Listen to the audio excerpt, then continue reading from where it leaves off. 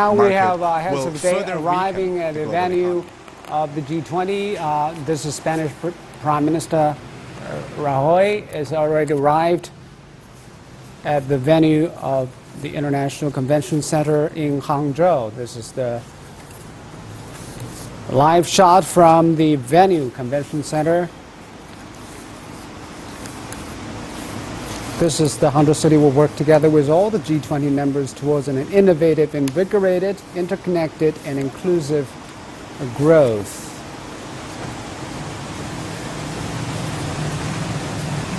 This is Thai Prime Minister. We just saw Spanish Prime Minister Mariano Rajoy. Now is the Thai Prime Minister, who's just arrived at the summit. And Prime Minister Lee Hsien Loong from Singapore has showed up at the International Convention Center. Singapore is not a G20 member country, but is invited by Chinese president to show up. And Singapore is a very important nation economy.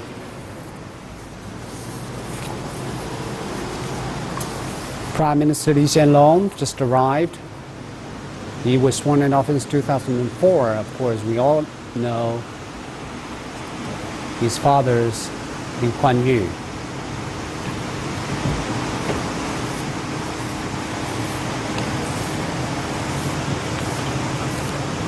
And this is Justin Trudeau, Canadian Prime Minister. This is Trudeau's first visit to China since he took office last year. Besides Hangzhou, Trudeau's tour also includes stops in Beijing, Shanghai, and Hong Kong SAR. We all know his father initiated the diplomatic ties establishment with China together with Premier Zhou Enlai back then. And Trudeau said on his trip he would strive for a closer, more balanced relationship between Canada and China, which can unlock the untapped close. Now we have Prime Minister Shinzo Abe from Japan.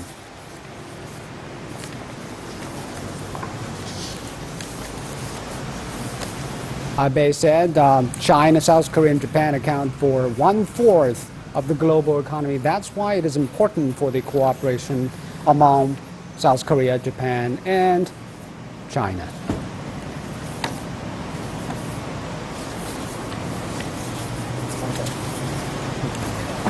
And now we have European Council President Donald Tusk. European Union is a member of G20 as one economic entity.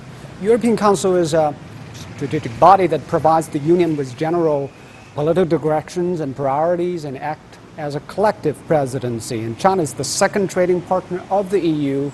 Trade volume reached 500 billion euros back in 2015.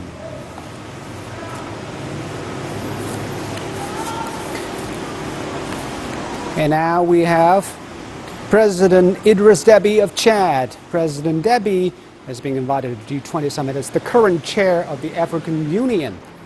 The Africa's fifth largest country is rich in gold and uranium and stands to benefit from its recently acquired status as oil exporting state. To revive its economy, Chad's government has been trying to improve its business environment. Now we have Australian Prime Minister Malcolm Turnbull. But this is Turnbull's second visit to China since he took office in 2015. During his visit to China earlier, Turnbull led a delegation of 2,000 business people in a bid to expand business cooperation between the two. And both signed memorandums of understanding on sport and tourism. And China is Australia's biggest trading partner with an annual trade worth more than 110 billion US dollars over the last 2 years. And we have another European representative, Juncker, Mr. Juncker, European Commission President Jean-Claude Juncker. But the European Commission is the executive body of the EU. It is responsible for proposing legislation, implementing decisions making, upholding the EU treaties, and managing the day-to-day business of the EU. The Commissioner of EU stressed that the combined economies of EU and China account for 1/3 of global output. That shows how important Europe is to China. He also said bilateral trade has grown substantially, and China is playing an important and constructive role at a global level in the context of G20.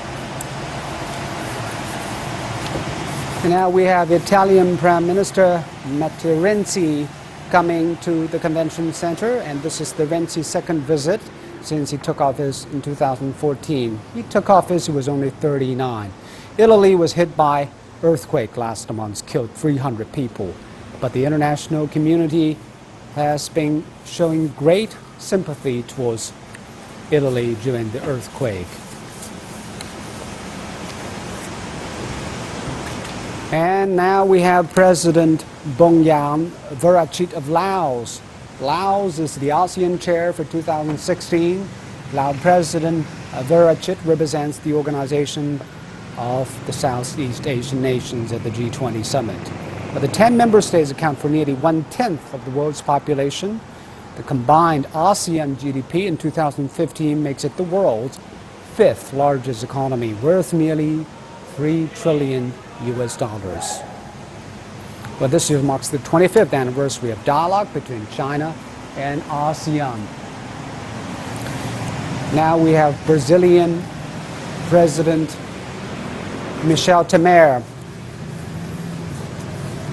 He just resumed his office several days ago. But Temer is now the Brazilian president after the Senate voted on August 31st for the parliamentary removal of the former President Dilma Rousseff. Temer says he would take the opportunity of the G20 summit to improve his country's image. And he says universality in terms of foreign policy is very important. And now we have Mr. Nursultan Nazarbayev of Kazakhstan. Kazakhstan's president is paying a 5-day working visit to China, began on Thursday. Since President Xi took office, he has paid 2 state visits to the Central Asian countries.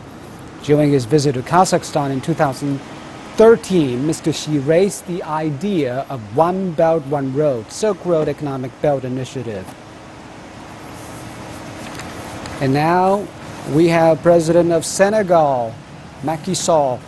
Well, Senegal is a core member of the Economic Community of West African States. The country is now coordinating an economic development program within the African Union. Ahead of the summit, Senegal's Commerce Minister said that he believes the summit will be a great chance for Senegal to represent the African nations and help draw attention to the concerns over development. And we have President Abdel Fattah el-Sisi from Egypt. It is the first time that Egypt has ever joined in the G20 summit. But experts believe the country's participation as guest of honor will help its economy and attract more investment. It is also an opportunity to boost Egyptian-Chinese economic partnership. The two countries have been enjoying strong ties, and this year marks the 60th anniversary of the establishment of ties. Egypt was the first Arab state to establish diplomatic relations with China.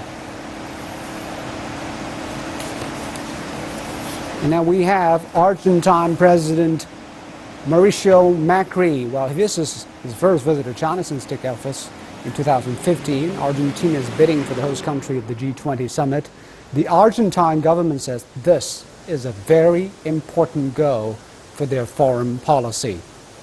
Well, the Argentine Chamber of Commerce says a little over 73% of the country's trade is with G20 countries. And Argentina is one of the world's leading agri-food producers. As one of the Latin American members of G20, Argentina looks to take the chance to deepen South-South cooperation at the G20 summit. And we have now another motorcade arriving at the International Convention Center, the main venue for the G20 summit in Hangzhou, a very magnificent building over there.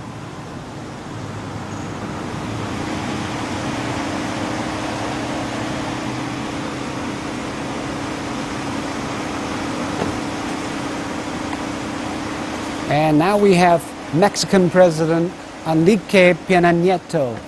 Mexico hosted the 7th G20 in Los Cabos town in 2012. During that summit, G20 members agreed to contribute over $450 billion to the IMF in order to help the global effort overcome the financial crises. And an action plan to strengthen the fiscal and monetary policy was also delivered at that summit.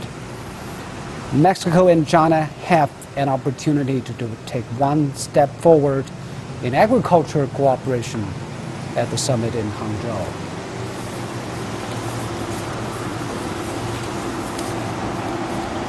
And now we have Indonesian President Joko Widodo coming over to the summit.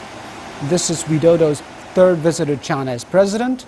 His last visit was in 2015, when he also attended the Boao Forum for Asia. Indonesia is the only country in ASEAN to be included in the G20. But the country's GDP growth is roughly 5% in 2015, ranking third among all the G20 members. According to Indonesia's Investment Coordination Board, the country has gained over $1 billion of foreign direct investment from China. That's a 500% increase from last year. And industries, says China and Indonesia, have common interests and similar positions in strengthening economic cooperation.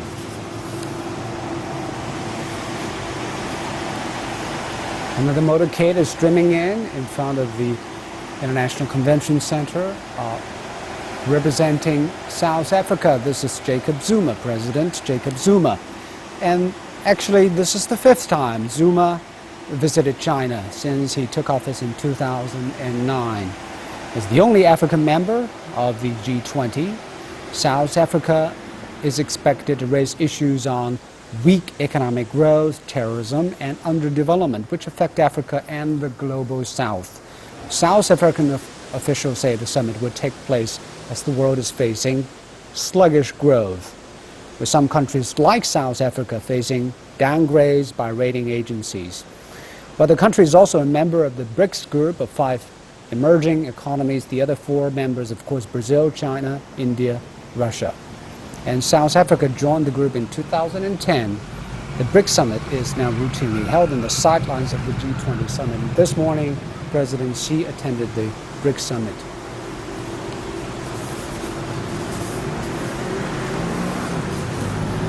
Another motorcade showing up.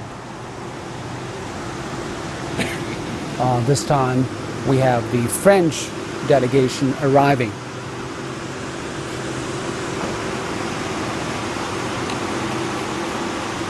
This is Hollande's third visit to China since he took office 4 years ago. France has been hit hard by terror attacks in recent months. In July, 86 people were killed and more than 300 wounded in the southern city of Nice. At this year's G20, Hollande is expected to talk about issues like counterterrorism and refugee crisis. Well, France is the first Western country to establish diplomatic relations with China. Paris, as also the major Western power, established a comprehensive strategic partnership with Beijing. Both countries are expected to further promote bilateral relations at the G20 summit. But next year, we'll probably expect another presidential election in France.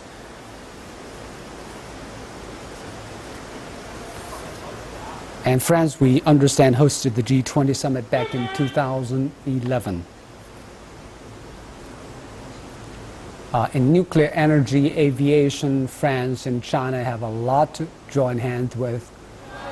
And also, China is looking at France to internationalize its currency, maybe as a hub for the yuan businesses.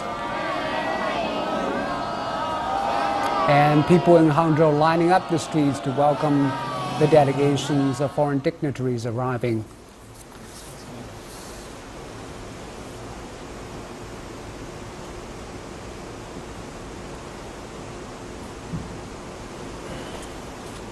We understand that Hangzhou is well known for West Egg. That's why the motorcades have been carrying the dignitaries, carrying over the bridge, and then coming down to the other side of the Qiantang River where the International Expo Center has been.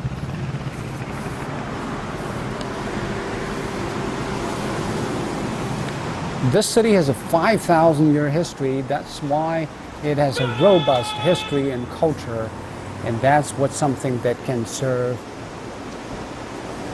the dignitaries very well. And we have German Chancellor Angela Merkel.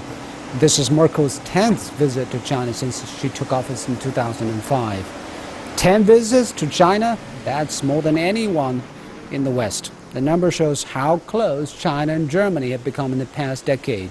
Actually, over the years, Germany remained China's biggest trading partner within the EU. Trade volume close to that of Britain, France, and Italy combined.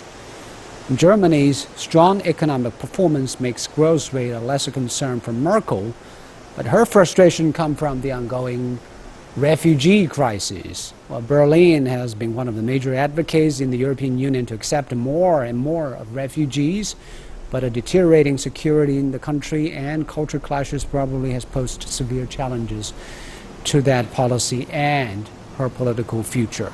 As leaders of the world's major economies gather in Hangzhou, the summit is an opportunity for Merkel to talk about the relations between Germany and China.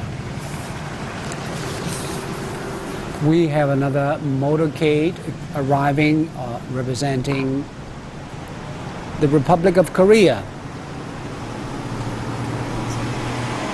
All the ladies are coming. South Korea's capital, Seoul, hosted the 5th G20 summit in 2010. And now President Park Geun-hye has arrived. At that meeting, leaders agreed to develop guidelines for addressing huge current account imbalances. Of course, South Korea is also a member of the OECD and a founding member of APEC and East Asia Summit. For the first time in G20 history, this year's Hangzhou Summit will be adding innovation as a topic for discussions. The South Korean experts say China is the engine for economic development in Asia, as it contributes 30 to 50% to the continent's economic growth. But of course, China and South Korea have been at odds over the deployment of THAAD anti-missile system recently. That could be a complicating factor.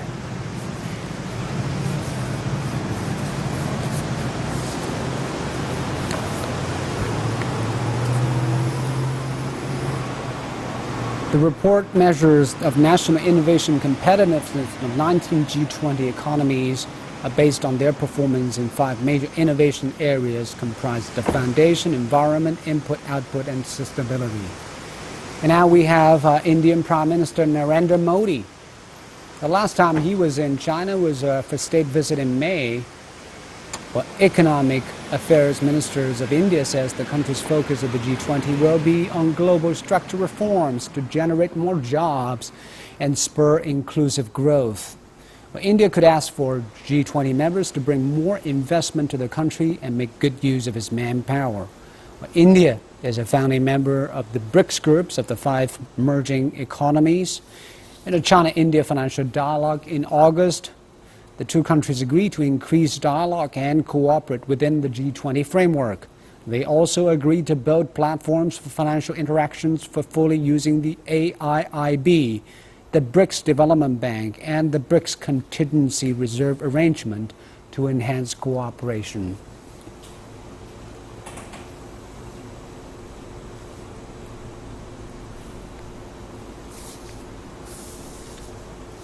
You're now watching the live broadcast of the G20 summit in Hangzhou, and this year there are 4 keywords that all start with the letter I for this year's summit in Hangzhou. That's innovative, invigorated, interconnected, and inclusive. Each of them have their own meaning. Of course, innovation comes first, and that's what President Xi mentioned at the opening of the B20 meeting yesterday. That's the world needs more innovation to sustain growth. And growth is what the world economy has been asking for, because sluggish growth has been the major problem and challenge the whole world has been facing. And that's why the G20 leaders need to talk about how to bring the world out of sluggish growth with some actions.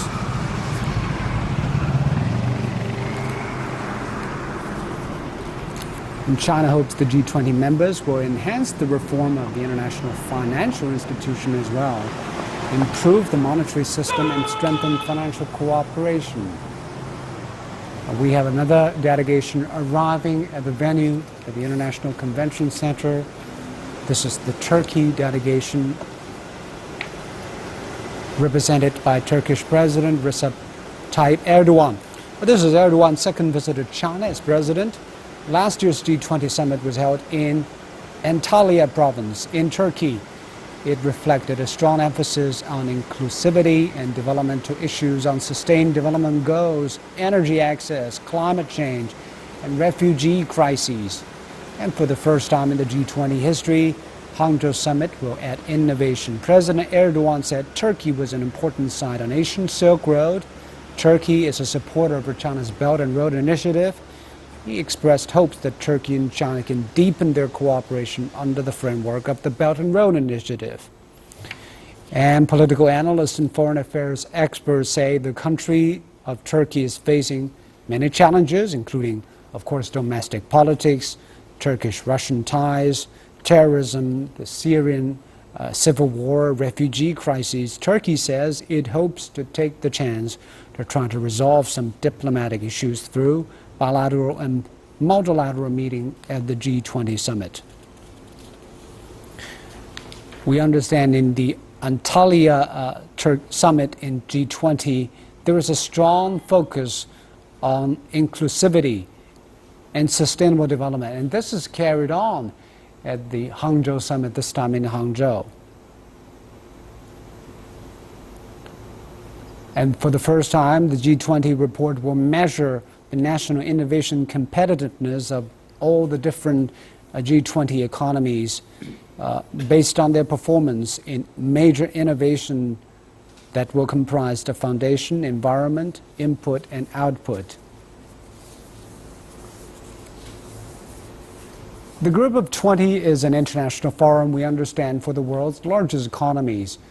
The group was established at the G7 finance ministers meeting in 1999, and founded with the aim of promoting high-level talks aimed at international finance and economic growth. And the inaugural meeting was held later that year in Berlin. Following that, ministers and central bank governors from the G20 members gather every year with the response to the 2008 financial crisis. The G20 was elevated to the leaders level and had its first airing in Washington, D.C. in 2008. And the summit brings together heads of state of government, in addition to members, finance ministers, and central bank governors. What will happen then is President Xi will meet the G20 economy leaders at the front gate, and they will have a front group photo inside the building. And then they will go to the fourth floor where the summit meeting will take place. You're now looking at the convention center, the venue for the G20 summit in Hangzhou. In a distance, we're expecting more G20 economy leaders to descend on this venue very soon.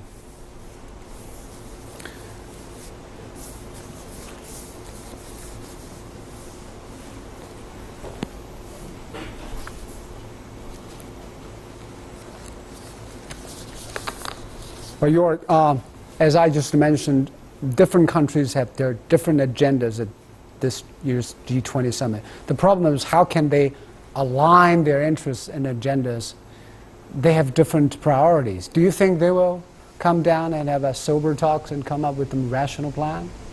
Well, I'm sure there's going to be sober talks, which is good news. G20 leaders, after all, as Mr. Zhang said, it present 80% of global GDP.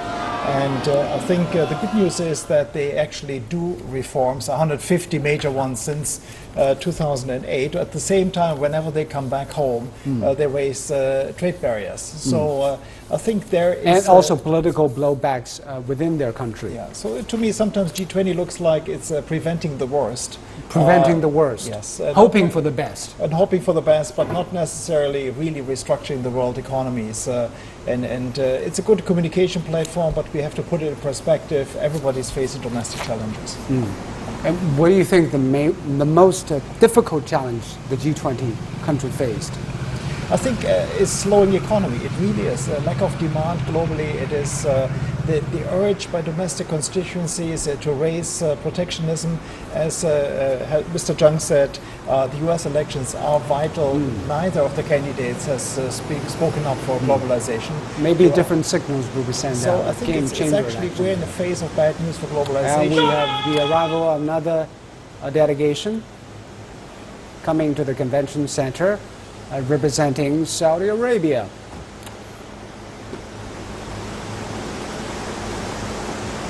That's Deputy Crown Prince Mohammed bin Salman representing Saudi Arabia. And Saudi Arabia's Deputy Crown acts as Saudi Arabia's current Deputy Prime Minister and Defense Minister. And Saudi Arabia is the only Arab country in the G20, making it an important party in the Middle East as well as major power in the international energy sector. But China is Saudi Arabia's largest trading partner. Saudi Arabia is China's largest energy supplier as well as largest trading partner in the Middle East and Africa. Trade volume between the two countries reached $51 billion back in 2015, and during Xi's visit to Saudi Arabia, January this year, the two sides agreed to build comprehensive strategic partnership. Meanwhile, the meeting between Intergovernmental Joint Committee between China and Saudi Arabia has been held recently. It represents the relations between the two have reached a new milestone. Now we have another delegation arriving, apparently a very large one, looking at the motorcade. It seems it's the United States delegation.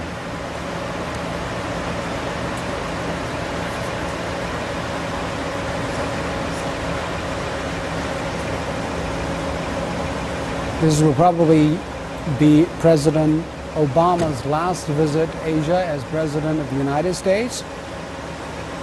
And it's the third visit to China, his 11th trip to Asia.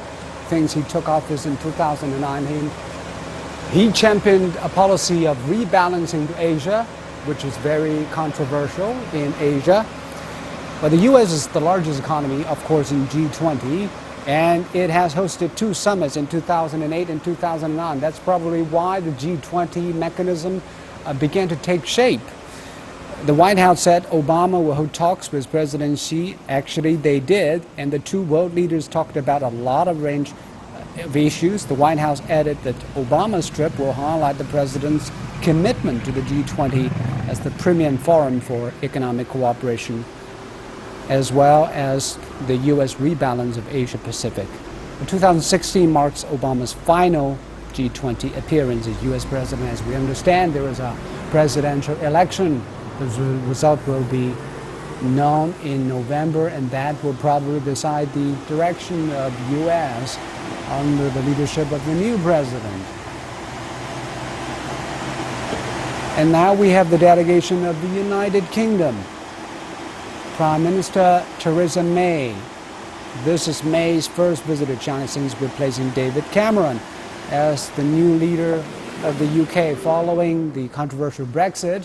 She's wearing all red, very promising color for Theresa May. Maybe she shows some confidence for the G20 mechanism. Hopefully it will work even after Brexit.